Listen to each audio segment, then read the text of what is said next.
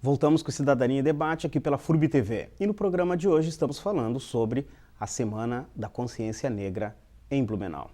Nosso convidado de hoje é o presidente do movimento Cisne Negro, Lenilson Silva. Lenilson, o debate agora é sobre cotas no serviço público. Qual é o seu entendimento? Carlos, esse é um debate que o movimento negro, que o governo federal em especial e as universidades federais já vem travando há pelo menos 20 anos, né? A gente já tem indícios de políticas de ação afirmativa, né? Conhecidas popularmente como cotas. Nós, do movimento negro, temos uma posição histórica, tradicional, de ser a favor das políticas de ação afirmativa, primeiro porque a gente acha que o debate não pode ser nivelado pelo senso comum, né, e pelo como a grande mídia tem tratado esse tema. A gente tem que tratar esse tema como uma análise do processo histórico que o negro e negro e negras tiveram no nosso país, né? Nós tivemos mais de 300 anos de escravatura, nós fomos abandonados pelo Estado quando esse processo se findou. Todos os dados, como eu já relatei no primeiro bloco, constatam que o racismo é um limitador para a população negra. Nós moramos mal, nós comemos mal, nós morremos antes, isso quando nós conseguimos nascer, né? Dos mais pobres, nós somos os mais pobres. Daqueles que não conseguem acessar a universidade, nós somos a grande maioria, né? E ainda a violência é aquela que nos persegue e nos leva para os presídios. Portanto, fazer essa análise não pode ser uma análise simplista, né? Uma análise comum. Ela precisa de elementos que tende a nos levar a uma complexidade maior. Que, aliás, o movimento negro no Brasil tem uma dificuldade, Nilson, enorme, né? Porque tem que combater, primeiro, um discurso pronto que a grande mídia já tem, né? E difunde isso ao longo dos anos, e depois tem que combater aí todo um racismo, né? Constitucional e institucional. Acho que está aí o grande desafio, né? Esse é o grande desafio. Primeiro, que as cotas, o que eles diziam? Diziam que ia baixar a qualidade nas universidades. Essa realidade foi posta à prova e não se comprovou. Os alunos cotistas são aqueles que têm tido o melhor desempenho. Depois disseram que nós iríamos dividir o Brasil entre brancos e negros, ia haver uma guerra, a gente estaria instalando um novo apartheid. Isso não se comprovou também, né? A gente vê que em algumas universidades, inclusive, há um grande debate em torno e aprovação, inclusive, dos alunos não cotistas.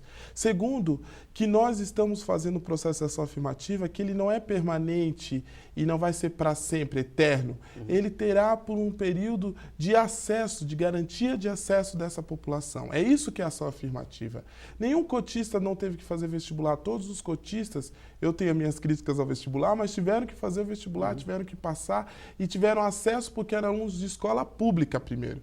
E depois, uma parcela deles por serem afro-brasileiros. No serviço público, isso para a nossa população é uma grande conquista, porque significa não mais só o acesso à universidade, a permanência e a conclusão do curso, mas significa que nós vamos estar entrando no Estado e colocando para o Estado que a população negra também pode ser médica, pode ser dentista, pode estar nos cargos de administração de empresas estatais, que a gente tem condições também de disputar os concursos públicos, que ainda é uma limitação ao nosso acesso aos concursos públicos devido a todo um processo de repressão da população negra.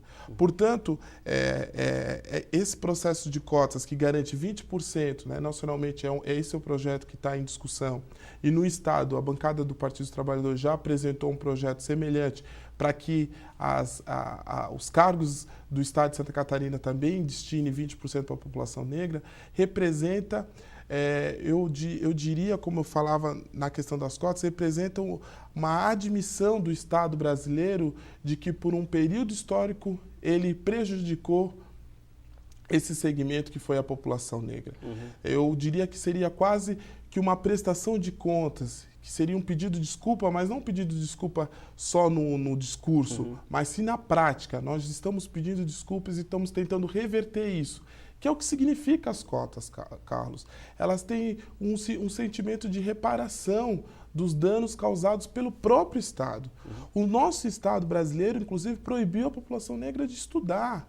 Que é um prejuízo enorme, né? É um prejuízo enorme. Você veja, os meus pais, os meus avós, todos não tiveram acesso à escola, né? Estão vendo agora os seus netos conseguindo galgar isso. Portanto, a gente está longe de todos os concursos, de todo o processo histórico, inclusive estatais. A gente não conseguiu adentrar no Estado e por isso a gente não conseguiu transformá-lo. É por isso que o Estado ainda é tão racista. Essa é uma discussão que a gente também tem trazido na Semana da Consciência Negra, que é o racismo institucional. Né? Nós não estamos nos bancos, nós não estamos no poder judiciário, nós estamos longe de todos os cargos de poder e de prestígio. E não tem representação, inclusive, nos livros didáticos, né? Porque a gente pega os livros didáticos hoje que estão nas escolas, há um apagamento total dos líderes negros, da história brasileira, né? E, inclusive, quando nós entramos na discussão religiosa, há um problema enorme aí, né? Essa é uma outra questão que a gente tem discutido e que é importante reforçar. É que a gente não conseguiu, no período histórico nacional, trazer referências para a população negra. Né? Eu, na minha educação, nunca soube que Zumbi era o líder. Eu tive que buscar isso a partir do voluntarismo meu sobre o tema. Né? Você possivelmente também, e todos os negros e negras do Brasil, da nossa geração, não tiveram isso. Agora, com a implementação da Lei 10.639 e 11.435, ainda a gente vê a dificuldade na implementação. Só para você ficar sabendo, a Lei 10.639 que o Lenilson está falando, é uma lei que o governo federal sugere, né, quase que a fórceps, obriga, né? Que os educandários, que as escolas, elas passem a trabalhar a questão da cultura afro-brasileira e a história de África, que assim, quando a gente está falando aqui da ausência na sala de aula de negros, que tivemos negros, né, ilustres, e a ausência desses negros, elas passam a ser contadas a partir desse momento, quando o governo exige que as escolas toquem nessas questões. E isso é muito rico para a gente do movimento negro e para todos os negros e negras e para a honestidade da história, de como é contada a história. E, sobretudo, para os não negros, né? Porque eles precisam saber da verdadeira história. Né? Então, eu penso que a Lei 10.639, as leis agora de ação afirmativas, elas vêm de encontro a construir paradigmas de igualdade, não de desigualdade. Por isso que o discurso de que a gente está construindo desigualdade, ele não se sustenta, né? Porque ele não tem bases naquilo que é reflexo das ciências, né? Por exemplo, todos esses dados que a gente apontou aqui, Carlos, que a população negra ainda não consegue estar abaixo do patamar da linha da pobreza, do acesso às políticas públicas, não é o Lenilson que está falando, não é você que está falando. São números, dados estatísticos de instituições sérias, comprometidas.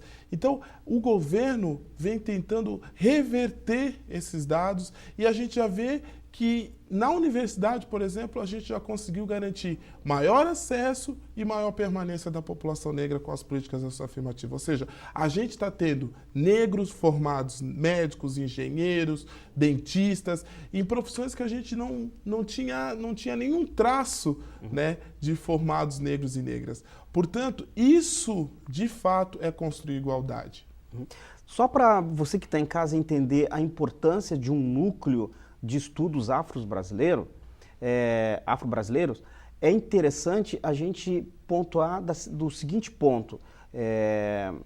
Os alunos do curso de medicina, por exemplo, possam ter um olhar mais agudo sobre como tratar a população negra, que tem doenças predominantemente do negro, né?